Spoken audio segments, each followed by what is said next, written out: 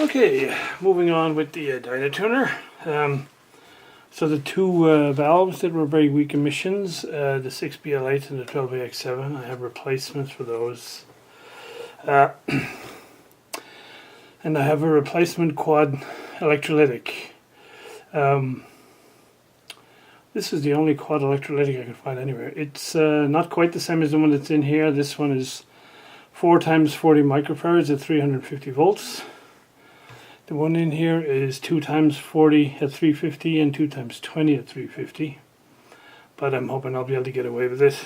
And the physical size is pretty much exactly the same. So this is too good to pass up. So we will fit the electrolytic and see where we go from there. So what I did to replace the, to resolder all the connections is I basically just snipped off the lugs of the old cap, complete with all the wires soldered to them, because there's so many wires soldered on here. It had the potential to become a real mess if I tried to redo each one. So I just snapped the, as I say, I just snipped off the lugs. And I resoldered the old lugs, complete with their wires attached, onto the new lugs, using obviously a very hot solder knife.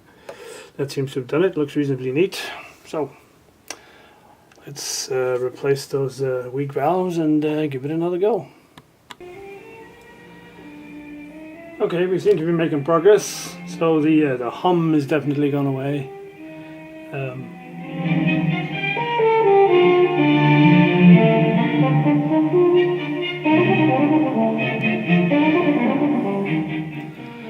But I need to put a proper antenna on it before I can check for sure, but I'd say we're most of the way there at this point.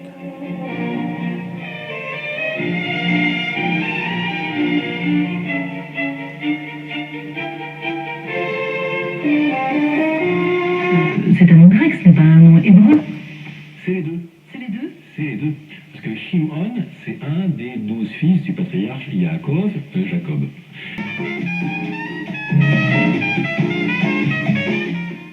Okay, I think we can case it all up, and next test will be with a proper amp on it and a decent antenna.